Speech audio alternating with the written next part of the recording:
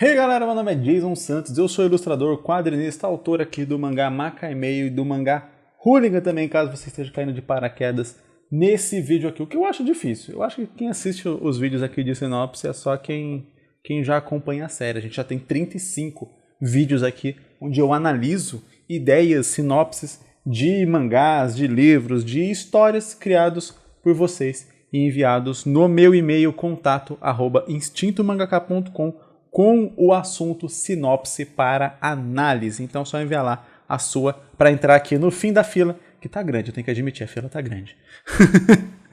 Mas eu vou ler de todo mundo, a ideia é essa aqui, se o quadro e o canal não morrer, se o YouTube não matar o meu canal, a gente vai ler todas as 170 sinopses que eu tenho aqui na fila. Bastante. Então bora começar o vídeo.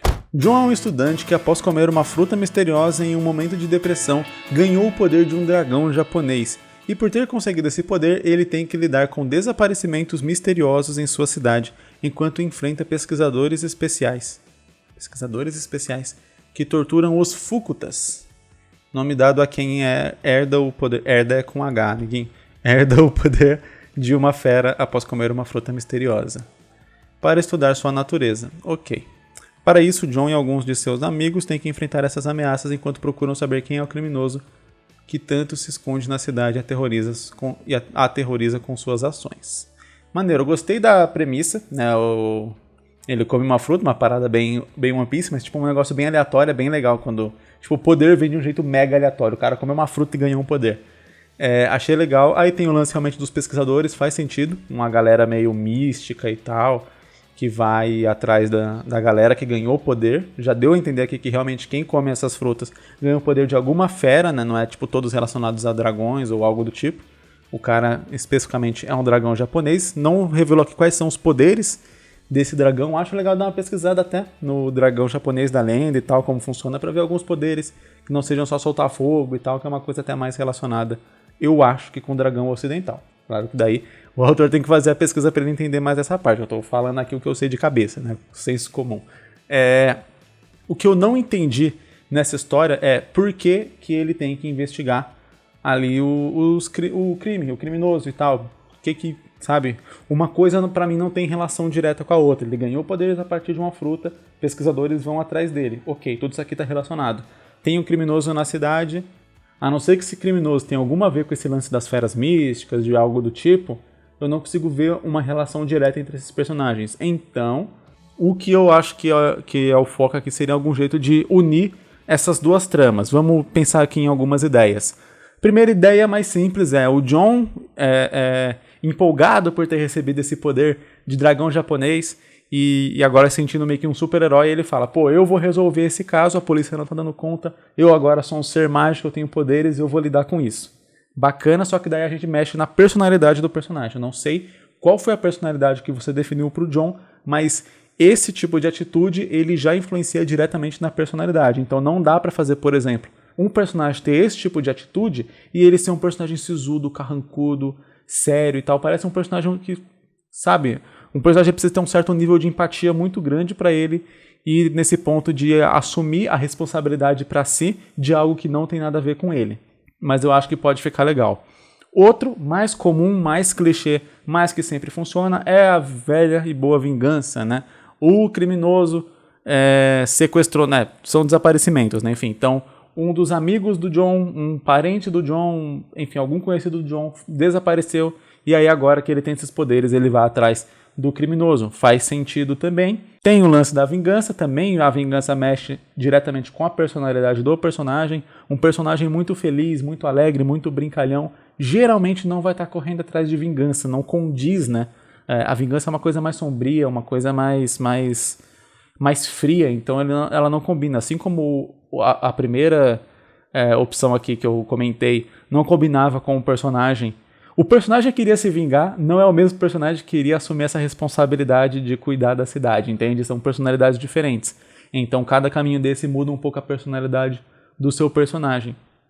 Outro caminho que dá para seguir é exatamente o de que o criminoso tem também alguma fera ou algo assim, e aí, portanto, ele seria relacionado com o John. Então o John iria atrás desse criminoso porque ele descobriu pistas, ele viu coisas que talvez a polícia ali não viu, mas ele sabendo que tem esse lance aí de comer uma fruta e virar uma criatura mística, ele percebe, ele fala, cara, eu consigo de repente achar esse cara, porque tudo indica que ele é uma criatura mística e eu também sou, então de repente eu posso ajudar a polícia.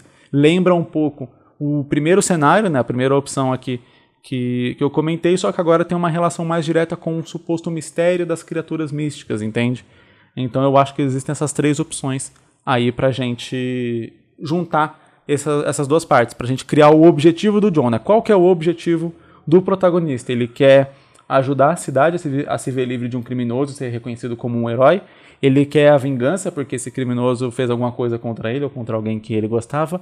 Ou ele quer simplesmente respostas sobre o que ele é, sobre quem ele é, e aí junto com isso meio que ajudar a resolver um certo problema ali. Então são 3 objetivos, cada um trabalha uma personalidade um pouco diferente para o personagem, então varia de acordo aí com a personalidade escolhida. Então sim, galera, sempre que a gente define um protagonista e define a personalidade dele, os objetivos e a trama que vai acontecer, ela gira em torno da personalidade daquele personagem.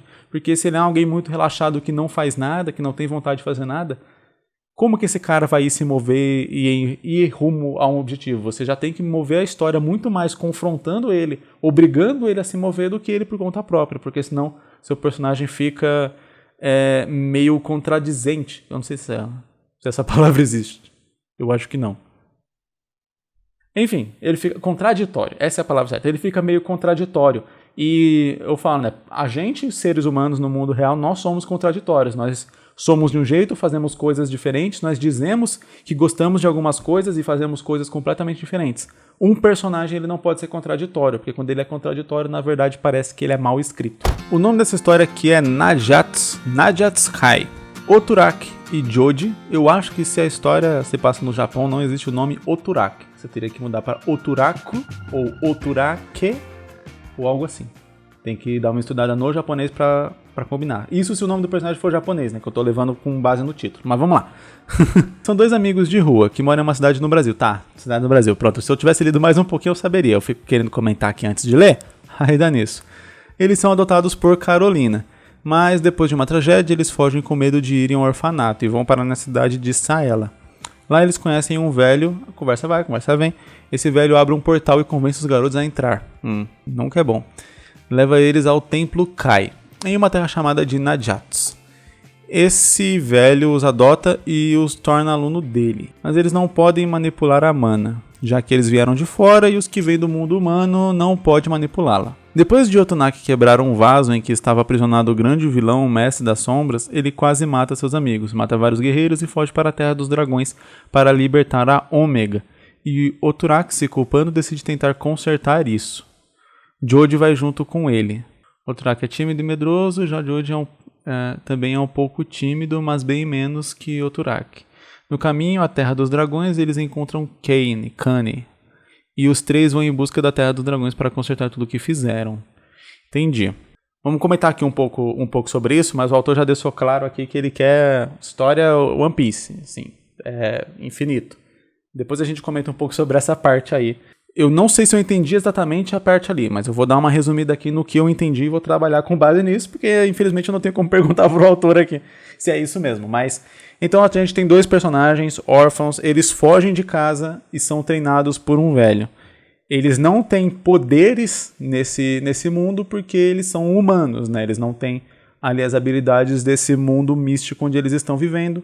O moleque quebra um jarro, um vilão sai, se aprisiona no corpo dele e aí meio que ele liberta, né, pelo que eu entendi, mata vários guerreiros e foge para a Terra dos Dragões para libertar a Ômega. Essa Ômega, pelo que eu entendi, seria uma espécie de vilão, algo assim que ele libertou e agora ele tem que meio que resolver essa treta aí. É isso ou eles estão indo para lá para libertar essa Ômega para, sei lá, ressuscitar os guerreiros? Eu não sei. Eu vou trabalhar com a primeira hipótese, que para mim é o que eu acho que é a verdadeira, onde ele fez merda, ele libertou essa Ômega, seria a vilã da história, talvez, algo assim, né? E o Mestre das Sombras. Se bem que não, tá parecendo realmente que a Ômega é a boazinha, porque ele falou o grande vilão, Mestre das Sombras. Eu não entendi agora se foi o Oturaki, possuído pelo Mestre das Sombras, que matou os amigos, que quase matou os amigos, matou os guerreiros, ou se foi o Mestre. E aí agora eles... entendi. Eu acho que foi isso. Então vamos lá. Quebrou o vaso, o bichão saiu, tocou o fuzuê lá no barraco e foi embora. Foi lá pra Terra dos Dragões. Ou não, sumiu. O Oturak e o irmão dele lá, como que é o nome? Jody. Eles falam, a gente tem que ir lá libertar a Ômega, porque a Ômega vai conseguir lidar com o bichão das trevas e a gente resolve essa merda aí que eu fiz. Beleza, então eu acredito que essa seja a história. Vamos lá. O que é legal nessa história, pra mim, é o fato de eles não terem poderes e ser um mundo mágico, um mundo místico. Eu acho que descambar essa história pra eles descobrirem poderes e usarem poderes e tal, talvez seja até trabalhar um pouco menos. É mais difícil em um mundo mágico onde todo mundo tem poder, eles não terem. É muito mais difícil de lidar, mas é muito mais legal de acompanhar porque a gente vai ter medo pelos personagens. Quando eu falo ter medo pelos personagens é tipo, caramba, eles estão num lugar que é muito perigoso, então a qualquer momento eles podem se ferrar muito, eles podem morrer, esse tipo de coisa. Então a história acaba sendo muito mais interessante do que quando o personagem ele tem mega superpoderes e aí, tipo, beleza, você fala, ele vai enfrentar, ele não vai morrer, ele não vai acontecer nada com ele. Então você faz lá uma luta toda gigantesca, faz toda a luta e o leitor tá tipo lendo, tá, mas não vai acontecer nada com ele, por que eu tô lendo isso? A luta fica chata, a luta perde a empolgação. Então eu acho muito legal, pra mim é um ponto bem maneiro de partida, eles não terem poderes e ter esse mundo aí, cheio de coisas poderosas e tudo mais, e eles terem que se virar nesse mundo de alguma forma. Claro, eles podem descobrir alguma coisinha ou outra que pode ajudar eles, mas de preferência eu preferiria algo que não desse poderes pra eles, porque daí você tem muito mais coisa para abordar e tal. Outra coisa que eu diria aqui é que, nem fala, né? O Jody, o Oturak, ele é tímido e medroso e fala que o Jody é pouco tímido, mas também é menos que o Oturak.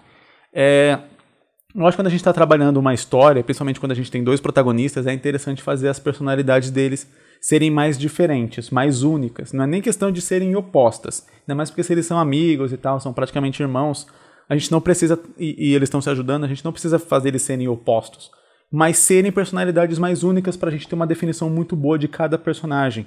E personalidades muito tipo, ele é pouco tímido e tal. Representar um personagem pouco tímido numa história é bem difícil. É bem difícil. Porque ou você vai ter que falar isso pro leitor e vai ficar ridículo. Falar, não, esse personagem aqui ele é tímido, aquele ali é só um pouco, é menos tímido que esse. Fica meio estranho. Ou você vai ter que ser muito bom para o leitor conseguir perceber isso só vendo as ações, as atitudes dos personagens e tal. Então, nesse sentido, eu acho que o personagem é tímido, faz ele ser bem tímido. O personagem ele é animado, faz ele ser bem animado. Pode parecer um pouco raso, falar, nossa, eu tenho que fazer o personagem ser tipo, meio que um estereótipo daquilo, mas isso funciona muito bem porque o personagem, a personalidade dele fica muito mais vívida dentro da nossa cabeça. Quanto mais a personalidade ela é menos intensa, quanto menos intensa, né, a personalidade de um personagem menos aquele personagem parece ter personalidade, né? A definição de alguém que tem muita personalidade, que tem personalidade forte, lembrável, né, memorável e tal, são pessoas que têm a personalidade mais forte, mais bem definida. Então eu acho que em personagens principalmente principais, vilões, os coadjuvantes que estão ali na história, que são importantes para a história, é legal a gente ter uma personalidade bem definida. E geralmente a personalidade bem definida é uma personalidade mais fechada, né? Ele é mais ou menos tímido, ele tem um pouco de senso de humor. Você fala, ele tem senso de humor ou ele não tem? Tem um pouco. Você já começa ali a trabalhar num cinza muito grande e já tem um monte de outras coisas da história para trabalhar. Se você for colocar muito esse tipo de coisa, corre o risco do leitor olhar para a história e ele não entender aquele personagem direito. E aí, se ele não entender o personagem direito, automaticamente ele não cria uma relação com aquele personagem. Se ele não cria uma relação com aquele personagem, ele não se importa com ele e, por consequência, não se importa com a história. E aí, tipo, uma coisa vai escalando, às vezes, para outra e a gente perde o leitor, às vezes, numa bobeira. Os personagens são realmente sempre o ponto mais importante da história. Então é algo que eu acho que dá pra definir bem. Sobre a jornada deles, eu gostei da ideia, cara, esse lance do personagem ter um arrependimento muito grande, ter feito uma besteira e tentar correr atrás. É bem legal, o personagem ele vai sentir uma culpa muito grande, o que já é uma emoção muito forte para se trabalhar, um objetivo muito forte, muito firme do personagem, pelo erro dele e tal. Então, perfeito na questão de objetivo do personagem. Agora, vamos conversar. Precisamos conversar sobre a quantidade de capítulos que os autores aqui, né, que é uma dupla que está fazendo, disseram que querem fazer. 211 capítulos por aí. pelo menos falou 211 capítulos. E aí, eu não sei a idade de vocês, eu chuto que são jovens e tal, 13 anos, 12 anos, por aí, 14. E eu sempre sou sincero aqui em todos os vídeos. Inclusive, eu acho que até essa sinopse vou acabar levando mais tempo pra falar sobre ela por conta disso. Mas eu sempre acho importante falar isso aqui. A gente está numa realidade brasileira e, a não ser que você consiga sobreviver só do quadrinho, o que é bem difícil, e mesmo que consiga, é um nível de trabalho insano. Mesmo os japoneses trabalham em um nível insano para conseguir chegar nessa quantidade de capítulos, e durante muitos anos, eu realmente sempre aconselho, sempre falo aqui, vocês comentaram aqui no e-mail que são muito meus fãs e tal, fico muito agradecido de verdade, então eu peço muito que vejam os outros vídeos aqui do canal, veja que eu sempre indico fazer o one shot, e eu indico isso por um motivo, não é só porque eu gosto mais de one shot, eu indico isso porque quanto mais capítulo a gente quer fazer, mais corre o risco da gente se frustrar, da gente não terminar a história e coisa do tipo. Eu vou fazer aqui uma média realista com vocês sobre 211 capítulos.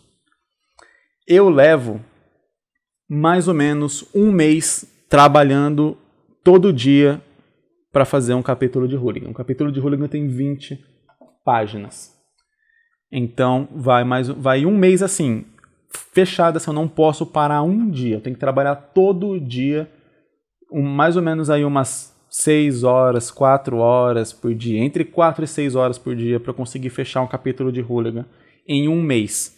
Então, se você quer fazer 211 capítulos, a gente consegue imaginar que você vai fazer isso em 211 meses. Cada ano tem 52 semanas. Então, sem esquecer 2 semanas, tem 12 meses. Não sei porque eu vim contar semana aqui.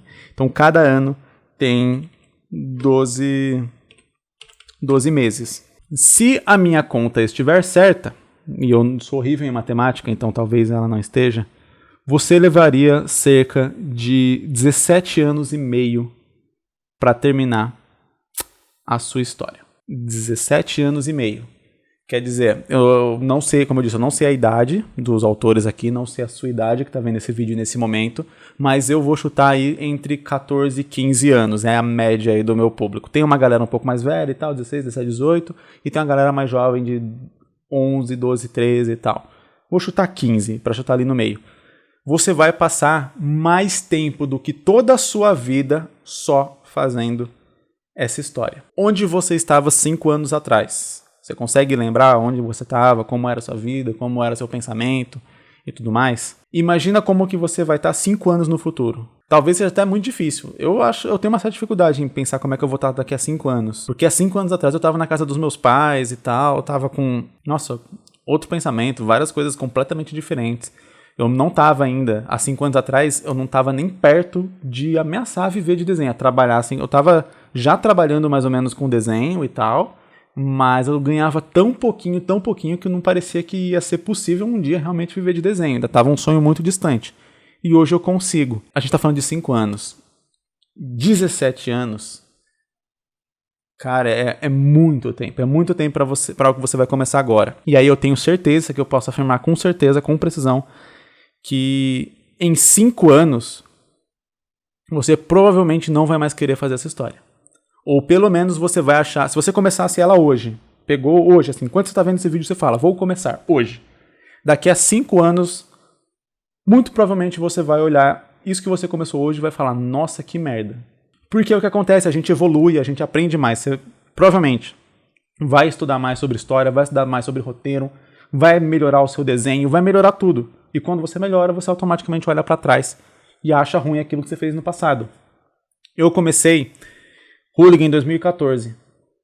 Cara, eu tenho que dizer assim, eu tô continuando a história, eu tô me mantendo firme e tal, mas a minha vontade é de refazer todo esse começo aqui, cara. Tem muita coisa aqui que eu acho horrível, de verdade, de verdade. Eu fico muito feliz, quem lê, quem gosta, mas tem muita coisa aqui no começo que eu mudaria. Eu gosto, eu fico feliz, cada etapa da produção é algo que eu fico feliz e que eu agradeço por ter conseguido fazer. Mas que eu mudaria, muita coisa, muita coisa. Então eu falo pra você que tá vendo esse vídeo aqui agora. Eu sei que talvez seja um sonho fazer uma história mega gigantesca e tudo mais. Eu sempre sonhei com isso também, sempre tive essa vontade. Eu falo isso aqui no canal, eu insisto nessa tecla o tempo inteiro, porque exatamente eu sou essa pessoa. Eu fui essa pessoa que queria fazer uma série gigantesca e tal, e tinha um monte de capítulo pensado, e pensava no mundo, e pensava em um monte de coisa e tudo mais. E hoje eu tenho vários mangás prontos, vários mangás publicados. E sabe o que aconteceu com aquela série gigantesca que eu tinha pensado? Ela não está disponível para leitura igual os outros mangás que eu fiz. Você não consegue ler ela, ela foi largada. Não sei se um dia eu vou conseguir retomar. Eu pretendo um dia pegar algumas ideias daquela história, refazer, retrabalhar e trazendo uma história mais concisa, mas porque eu realmente percebi que aquilo ali não deu muito certo. Não deu certo, não funciona por causa de inúmeros fatores, alguns que têm a ver com o nosso controle e outros que não têm a ver com o nosso controle. A gente amadurece, a gente cresce, a gente tem outras coisas para fazer. Não dá para você definir hoje um objetivo que vai levar mais de 10 anos para você concluir. Pelo menos não nesse sentido assim, porque você vai melhorar. A ideia é que você melhore, a ideia é que você avance, a ideia é que você fique cada vez melhor. E aí você ficar preso em algo que você começou há 20 anos atrás, vai meio que te prender, vai impedir você de melhorar, você de fazer outras coisas, você de trabalhar em coisas novas. Então, todo mundo que estiver vendo esse vídeo e que está pensando em fazer uma história, fazer o seu mangá, por mais longo que ele seja, só tenta calcular. Fala assim, quanto eu quero fazer? E aí você vê quanto tempo eu levo para fazer isso. Quanto vai levar para eu fazer tudo que eu estou imaginando. E ver se isso é realista para você. Assim, nessa hora, a gente sonha muito, a gente gosta muito. Esse canal é exatamente sobre realizar o sonho de ser mangaka. O canal é inteiro sobre isso. São 400 vídeos só sobre isso. Eu tenho esse canal acho que já há uns 6 anos, se eu não me engano. Mas eu acho importante que a gente trabalhe com a realidade, porque a gente ficar só sonhando, só imaginando, só serve para uma coisa no final das contas, que é frustrar a gente, por a gente não atingir aquele objetivo que a gente colocou lá em cima, num patamar muito alto, e a gente nunca se perguntou de fato se a gente consegue realizar esse objetivo. Então, como eu disse, vê quantos capítulos você quer fazer, coloca isso em perspectiva de quanto tempo vai levar, e aí você fala, será que eu realmente preciso de fazer tudo isso de capítulo? Será que eu realmente preciso de tudo isso para contar uma história? Eu não consigo contar ela em menos capítulos, em menos páginas? Será que eu não consigo fazer isso de uma maneira um pouco mais rápida e que vai ficar tão bom quanto? Será que eu sou incapaz, eu não consigo fazer isso? Eu acho que é a pergunta que todo mundo deve se fazer. Quem aí acompanha sabe que eu tô com o Hooligan pausado aqui no volume 6. Eu vou continuar. Eu fui meio que quase que obrigado a parar, porque nesse meio tempo eu me casei, eu me mudei, eu tive outros trabalhos, eu tive outros projetos, eu tive a continuação de Macaimei, né? Macaimei acabou sendo publicado pela Conrad, eu tive a continuação dele para fazer. Então a nossa vida, ela dá voltas e voltas e voltas, ela vai para caminhos que a gente não imagina. Quando a gente se firma muito com alguma coisa, de repente aquilo começa a virar até uma obrigação pra gente e para até um pouco de ter vontade. Eu também parei de fazer Hooligan por conta disso, porque se eu tivesse continuado, eu ia ficar tão cansado e tão frustrado pelo tanto de coisa para fazer e tal, que eu não ia conseguir fazer algo bom, ia virar só uma obrigação, não ia ser legal, e aí perde o sentido. Se for para entregar algo ruim, por que eu estou fazendo? Por que eu estou gastando meu tempo para início de conversa? Então, terminando o volume de Makai, eu vou retomar Hooligan e vou ir até o final, mas eu estou fazendo exatamente isso que eu estou falando para vocês fazerem, que é analisando tudo que eu criei, tudo que eu quero criar e vendo, será que eu não consigo diminuir isso? Será que eu preciso de tudo isso para contar a história que eu quero contar de uma maneira legal, de uma maneira que a galera vai gostar? Eu acho que esse é o foco. Eu falo aqui para vocês fazerem aquilo que eu faço, aquilo que eu acredito que seja melhor, mas é claro, todo mundo é livre para tomar suas próprias decisões, para fazer suas próprias escolhas. A minha função aqui é abrir a discussão para pelo menos você pensar e decidir, mas decidir racionalmente, pensar, eu quero fazer isso, e aí se for, vai fundo, cara, é nóis, eu dou o maior apoio. Eu só não dou apoio quando a pessoa ela não está pensando de verdade, ela está só com uma ideia e ela não pensou de fato naquilo, não decidiu, porque depois essa pessoa não vai conseguir, vai acabar se frustrando, vai se sentir mal, ou vai até culpar os outros ao redor dela por algo que, enfim, foi erro dela mesma lá no passado. Esse vídeo aqui ficou muito mais filosófico do que os outros, tanto que eu acho que eu li pouca sinopse, mas de qualquer modo eu espero que tenha sido útil para quem assistiu, que tenha ajudado de alguma forma. E se você chegou até o final desse vídeo aqui, eu agradeço muito, muito mesmo. Não são todos que chegam no final dos vídeos. Fazer mangá, fazer quadrinho não é algo fácil, é algo que exige muita paciência, que exige muita determinação. E muita gente não tem determinação nem para ver um vídeo no YouTube de um tema que ela gosta até o final. 20 minutos, para ela é muito tempo. Imagina fazer um mangá por 17 anos. Então, né? Fica a questão. Muito obrigado por ter assistido e até o próximo vídeo. Valeu!